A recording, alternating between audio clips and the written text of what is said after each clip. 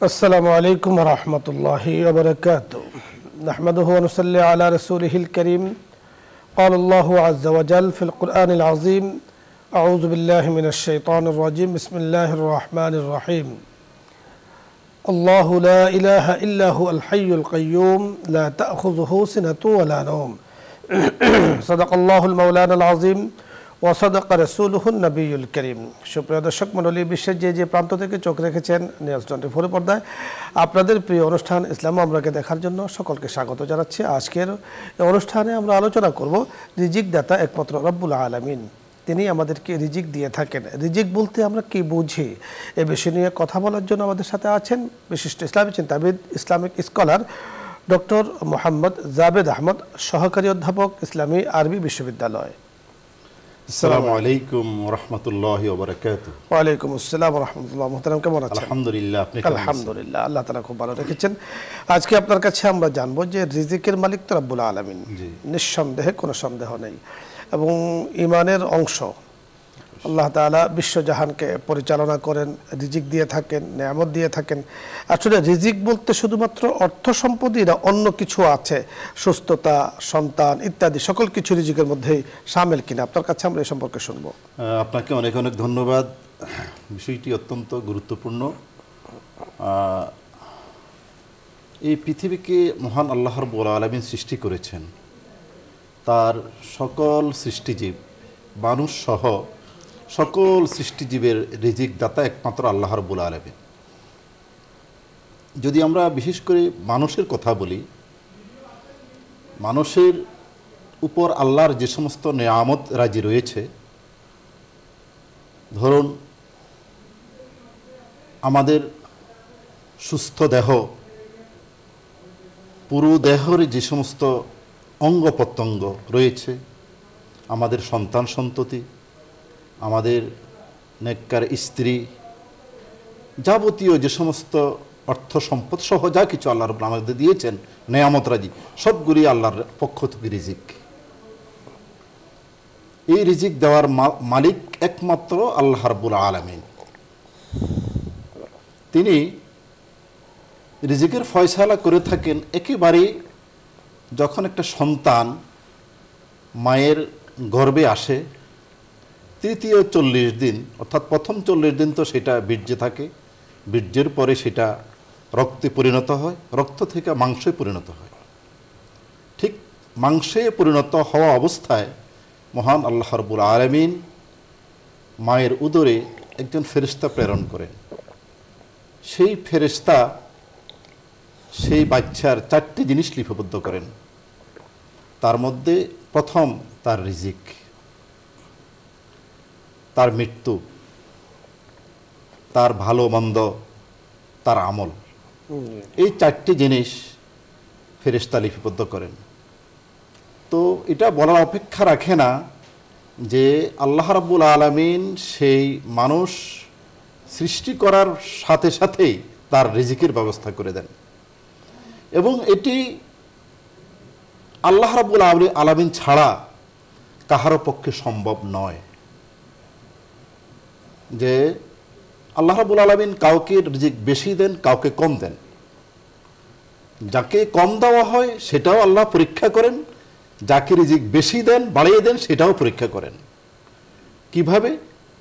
যাকে আল্লাহ রাব্বুল আলামিন বেশি রিজিক দিয়েছেন, সন্তান সন্ততি, টাকা পয়সা, অর্থ সম্পদ যা কিছু আছে অতিরিক্ত দিয়েছেন, সেটাও পরীক্ষা স্বরূপ। মহান আল্লাহ রাব্বুল আলামিন বলেছেন, ইন্নামা আমওয়ালুকুম ওয়া আওলাদুকুম ফিতনা, যে নিশ্চয়ই তোমাদের সন্তান সন্ততি, তোমাদের অর্থ সম্পদ সব কিছু আমি পরীক্ষা স্বরূপ দিয়েছি। আর যাদেরকে অর্থ সম্পদ দেন নাই, অল্প দিয়েছেন, সেটাও তাদের ধৈর্যের পরিচয়। যদি সে ধৈর্য ধারণ করে থাকতে পারে, সেটা আল্লাহ রাব্বুল আলামিন তাকে ধৈর্যের বিনিময়ে আখিরাতে জাযা দিয়ে দিবেন, প্রতিদান দিয়ে দিবেন, অগণিত প্রতিদান। এই কারণে আল্লাহ রাব্বুল আলামিন বলেছেন যে আমি যদি পর্যাপ্ত পরিমাণে অর্থ সম্পদ দিতাম, লা বাগাও ফিল আরদে, তাহলে তারা বিদ্রোহী হইত পৃথিবীতে। এই কারণে যার যতটুকু প্রয়োজন সেটা আল্লাহ রাব্বুল আলামিন ওইভাবেই দিয়েছেন, এবং তার উপরে সন্তুষ্ট থাকা বান্দার জন্য অপরিহার্য। এখন আমরা কি করি? আমরা আল্লাহ রাব্বুল আলামিনের বান্দা হইও কোনো কোনো ক্ষেত্রে গায়রুল্লাহর কাছে, আল্লাহ ব্যতীত অন্যজনের কাছে, যেমন কিছু কিছু লোক আছে তারা মাজারে গিয়ে সন্তান চায়, মাজারে গিয়ে টাকা পয়সা চায়, যেটা শিরকের মধ্যে গণ্য। তো আমরা এমন মুসলমান হইলাম যে কেন আমরা আল্লাহ ব্যতীত সেই মাজার মধ্যে গিয়ে সন্তান সন্ততি আরাধনা করি এবং টাকা পয়সা আরাধনা করি? মুসলমান হয়ে এই শিরক থেকে আমাদেরকে অবশ্যই বেঁচে থাকতে হবে। নসরত আল্লাহ রাব্বুল আলামিন আপনি চমৎকার বলছিলেন, সব ধরনের শিরক থেকে আল্লাহ পাক আমাদেরকে, দর্শক মণ্ডলী, হেফাজত করুন রব্বুল আলামিনের কাছে আমরা সেই কামনাই করছি। রিজিক দাতা আল্লাহ তাআলা, আল্লাহ তাআলা নিজে বলেছেন আল্লাহু রাজিকুন, আল্লাহু রাজিকুনা, আল্লাহ তাআলাই আমাদের রিজিক দাতা। পবিত্র কোরআনে হাকিমে আল্লাহ তাআলা আমাদেরকে বলে দিয়েছেন ইন্নাল্লাযীনা ক্বালু রাব্বুনাল্লাহ, যারা বলে আমাদের রব আল্লাহ। রব কাকে বলা হয়? রব তাকেই বলা হয় যিনি আমার সকল কিছুর মালিক, আমাকে লালন পালন করছেন, আমাকে পরিচালনা করছেন, আমার যখন যা প্রয়োজন তখন তা আমাকে দিচ্ছেন, আমার যখন গরমের প্রয়োজন হয় গরম দিচ্ছেন, শীতের প্রয়োজন হয় শীত দিচ্ছেন, আমার যখন তৃপ্তির প্রয়োজন হয় তৃপ্তি দিচ্ছেন, শান্তির প্রয়োজন হয় শান্তি দিচ্ছেন। আল্লাহ তাআলা আমাদের সকল কিছুর মালিক। রিজিকের অর্থ আসল ব্যাপক, শুধুমাত্র সম্পদের সাথে রিজিকের সম্পর্ক নয়। সুস্থ সন্তান আল্লাহ পাক দিয়েছেন, এটাও রিজিক। আমাকে সুস্থ রেখেছেন, এটাও আল্লাহ পাকের রিজিক। বাবা মা সুস্থ আছেন, এটাও আল্লাহ পাকের রিজিক। আমার পরিবেশ আমার অনুকূলে, এটাও আল্লাহ পাকের রিজিক। আমার সকল কিছু আমার অনুকূলে, সেটাও আল্লাহ পাকের রিজিক। আবহাওয়া চলছে, সেটাও আমার অনুকূলে, আমার উপকারী, সেটাও আল্লাহ পাকের রিজিক। বৃষ্টি বর্ষণ হচ্ছে, সেটাও আল্লাহ পাকের রিজিক। অর্থাৎ আল্লাহ তাআলা বান্দার উপকারার্থে যা দিয়ে থাকেন সকল কিছু কিন্তু আল্লাহ পাকের পক্ষ থেকে রিজিক এবং নেয়ামা। পরিমাণ কতটুকু, পরিমাণ সম্পর্কে আল্লাহ তাআলা অপর আয়াতে বলেছেন ওয়া ইন তাউদ্দু নি'মাতাল্লাহি লা তুহসুহা। বান্দা, তোমাকে যে রিজিক, যে নেয়ামত আল্লাহ পাক দিয়েছেন, তুমি যদি গুনতে চাও শেষ করতে পারবে না। সে ক্ষমতা আমাদের নেই, সেই হিসাবের বিষয় যন্ত্র আমাদের কাছে নেই। আল্লাহ তাআলা এত নেয়ামত আমাকে দিয়েছেন। আমরা যদি একটু বলি যে প্রতিনিয়ত আমি আপনি শ্বাস প্রশ্বাস গ্রহণ করছি, এটা নিয়মতান্ত্রিকভাবে তার দায়িত্ব পালন করছেন, এটাও আল্লাহ পাকের রিজিকের অন্তর্ভুক্ত। আল্লাহ পাকের এই নেয়ামতের শুকরিয়া আদায় করে সারা জগতের যা কিছু আছে সকল কিছু দিয়ে দিলেও এর সমপরিমাণ হবে না। একজন মানুষ যখন মৃত্যুর মুখে ঢলে পড়ে তখন জগতের সকল কিছুর বিনিময়ে সে একটু বাঁচতে চায়। সকল কিছু আমি দিব, আমার কিচ্ছু থাকবে না, আমি রিক্ত হস্ত থাকবো, তবে আমি একটু বাঁচতে চাই, আমি একটু শান্তি চাই। তা আল্লাহ তাআলা এই যে শান্তি দেন, বাঁচার তৌফিক দেন, এটাও আল্লাহ তাআলার রিজিক। যার যতদিন বরাদ্দ আছে অতদিন তিনি পাবেনই। সুতরাং রিজিকের পেছনে দৌড়াক আর না দৌড়াই, আল্লাহ তাআলা যার জন্য বরাদ্দ রেখেছেন সেটা ইনশাআল্লাহ আল্লাহ তাআলা দিয়ে দিবেন। আমাদের কাজ হলো আল্লাহ তাআলা অভিমুখী হওয়া এবং আল্লাহমুখী হওয়া, আল্লাহওয়ালা হয়ে যাওয়া। আল্লাহ রাব্বুল করিম আমাদেরকে কথাগুলো বোঝার তৌফিক দান করুন। আলোচ্য বিষয় নিয়ে আপনাদের যদি কোনো কিছু জানার থাকে, বোঝার থাকে, মাসাইলে কোরবানি, মাসাইলে হজ জানার কিছু বোঝার থাকে, আপনি প্রশ্ন করতে পারেন। আমরা চেষ্টা করব বিষয়টি নিয়ে কথা বলার জন্য। প্রথমে যারা আছেন, আসসালামু আলাইকুম। দর্শক নাম বলে পরিচয় দিয়ে প্রশ্ন করুন।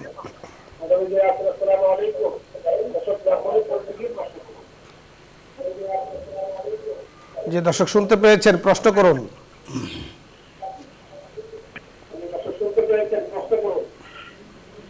পরের দর্শক, আসসালামু আলাইকুম ওয়া রাহমাতুল্লাহ।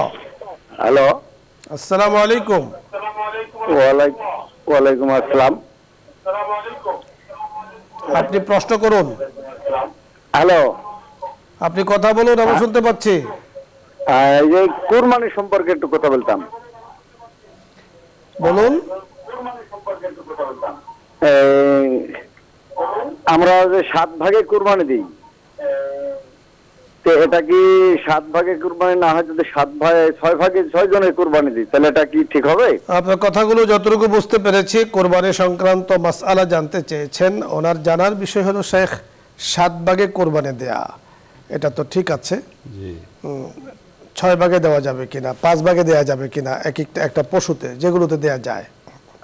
সর্বোচ্চ 7 ভাগ, আর নিচে দিতে কোনো সমস্যা নেই। হ্যাঁ, আপনি চমৎকার বলেছেন। এক 6 ধরনের পশুতে কোরবানি হয়, এছাড়া অন্য কোনো পশুতে কোরবানি জায়েজ নেই। তার মধ্যে বকরি, ভেড়া, দুম্বা এগুলোর মধ্যে 1 ভাগ, বেশি জায়েজ নেই। আর মহিষ, ওট এবং গরু এগুলোর মধ্যে 7 ভাগ জায়েজ আছে। উপরে দেয়া জায়েজ নেই, নিচে 6 হতে পারে, 5ও হতে পারে, 4ও হতে পারে, 3ও হতে পারে, 2ও হতে পারে, 1ও হতে পারে, কোনো সমস্যা নেই। পরে দর্শক, আসসালামু আলাইকুম রহমতুল্লাহ। ওয়ালাইকুম সালাম ওয়া রাহমাতুল্লাহি ওয়া বারাকাতুহু। হুজুর, আমি ধরমপাড়া সুনামগঞ্জ থেকে ইনুস বলছিলাম। জি বলুন। হুজুর, আমার 3টা প্রশ্ন। প্রথম প্রশ্নটা হলো ঈদুল আজহার দিন করণীয় আমল কি? 2 নম্বর প্রশ্ন হলো ঈদের নামাজে অতিরিক্ত 6 তাকবীর বলা ওয়াজিব না সুন্নাহ? আর 3 নম্বর প্রশ্ন হলো আইয়ামে তাশরিক কি জিনিসটা একটু বলবেন কি? ধন্যবাদ, আপনার কথাগুলো যতটুকু বুঝতে পেরেছে। ঈদুল আজহায় তাকবীরের সম্পর্ক আপনি জানতে চেয়েছেন। ঈদুল আজহার যে তাকবীর, ঈদুল আজহার তো নির্দিষ্ট কোনো তাকবীর নেই। আসলে তাকবীর যেটা আমরা বলি, তাকবীর ধ্বনি আল্লাহু আকবার আল্লাহু আকবার, এই তাকবীরকেই সাধারণত আমরা বলে থাকি। আরেকটি প্রশ্ন পরিষ্কার বুঝতে পেরেছি, আপনি যেটা জানতে চেয়েছেন যে আইয়ামে তাশরিক আসলে কি। আইয়ামে তাশরিক হলো যে 3 দিন, যে কুরবানির সময় থেকে যে 3 দিন পর্যন্ত, শুধু 3 দিন নয়, অর্থাৎ আইয়ামে তাশরিক হলো যেই দিনগুলোর মধ্যে তাকবীরে তাশরিক পাঠ করা হয়, সেই দিনগুলোকে আইয়ামে তাশরিক বলে। আপনি খুব পরিষ্কার করে শুনতে থাকুন, আমাদের দর্শক যারা আছেন, যে দিনগুলোতে তাকবীরে তাশরিক পাঠ করা হয় সেই দিনগুলোকে আইয়ামে তাশরিক বলা হয়ে থাকে। এখন কোন দিনগুলোতে পাঠ করা হয়? 23 ওয়াক্ত নামাজে পাঠ করা হয়, অর্থাৎ 9 জিলহজ ফজর থেকে নিয়ে 13 জিলহজ আসর পর্যন্ত এই 23 ওয়াক্ত নামাজ, তাহলে হিসাব করলে প্রায় 5 দিনের মতো হয়ে যায়। এই 5 দিনকে বলা হয় আইয়ামে তাশরিক। একদিন হলো ইয়াউমুল আরাফা, দ্বিতীয় দিন 10 জিলহজ, 11 জিলহজ, 12 জিলহজ, 13 জিলহজের আসর পর্যন্ত এই দিনগুলোকে বলা হয় আইয়ামে তাশরিক। যেহেতু এই দিনগুলোতে তাকবীরে তাশরিক পাঠ করা হয়। তাকবীরে তাশরিক কি? আল্লাহু আকবার আল্লাহু আকবার, লা ইলাহা ইল্লাল্লাহু আল্লাহু আকবার আল্লাহু আকবার ওয়ালিল্লাহিল হামদ। পরবর্তী দর্শক, জি আসসালামু আলাইকুম ওয়া রাহমাতুল্লাহ। ওয়ালাইকুম সালাম। হ্যালো, জি প্রশ্ন করুন। হ্যালো, প্রশ্ন করতেছি। আসসালামু আলাইকুম। আওয়াজ ক্লিয়ার নয়, একটু পরিষ্কার করে বলুন। আমি বলছি, আমি পরিষ্কার করে বলতাছি, অনেক দিন যাবত আপনার নাম্বার চেষ্টা করতেছি। মোহাম্মদ ইউনুস আমি। আপনাকে ধন্যবাদ, প্রশ্ন করার জন্য সওয়াব পেয়ে যাবেন, তবে আমরা খুব একটা বুঝতে পারিনি। পরের দর্শক, আসসালামু আলাইকুম। হ্যালো, আসসালামু আলাইকুম। ওয়ালাইকুম আসসালাম। হুজুর, আমি একটা প্রশ্ন করতে চাই। আমার ছোট বোন হুজুর অনেকদিন ধরে অসুস্থ, ও শুধু শুকাই দিতেছে,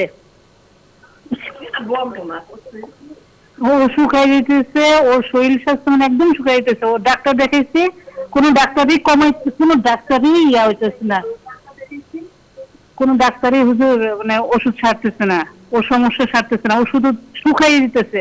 3 মাসে প্রায় 5 কেজি 4 কেজির মতন কমে গেছে, 4-5 কেজির মতন কমে গেছে। হুজুর, আমি ওরে কোন ডাক্তার দেখাবো, কোথায় যাব, কোন হুজুরের কাছে যাব? আপনাকে অত্যন্ত ধন্যবাদ জানাচ্ছি যে আপনি চমৎকার একটি বিষয় জানতে চেয়েছেন। আপনার বোন অসুস্থ, তো সর্বপ্রথম বিষয় হলো সুস্থতা সকল কিছুই আল্লাহ পাকের নেয়ামত। আল্লাহ তাআলার কাছ থেকে আপনাকে সুস্থতা চেয়েই নিতে হবে। এবং অনেকগুলো ডাক্তার আপনি দেখিয়েছেন, ফল পাচ্ছেন না। এখন আমাদের কাছে জানতে চেয়েছেন যে কোন ডাক্তার। আসলে এ ব্যাপারে আমাদেরও তেমন একটা অভিজ্ঞতা নেই যে কোন ডাক্তার দেখালে ভালো হবে। আমরা মাসলা মাসাইল নিয়ে কথা বলতে পারি। আপনি এ সম্পর্কে আরও খোঁজখবর নিয়ে, বিশেষ করে যেই অসুখ তার, ওই ব্যাপারে অভিজ্ঞ দিনদার ডাক্তারকে দেখানেই ইনশাল্লাহ আপনি আশা করছি ফলাফল পেয়ে যাবেন। পরে দর্শক, আসসালামু আলাইকুম ওয়া রাহমাতুল্লাহ। ওয়ালাইকুম আসসালাম ওয়া রাহমাতুল্লাহ।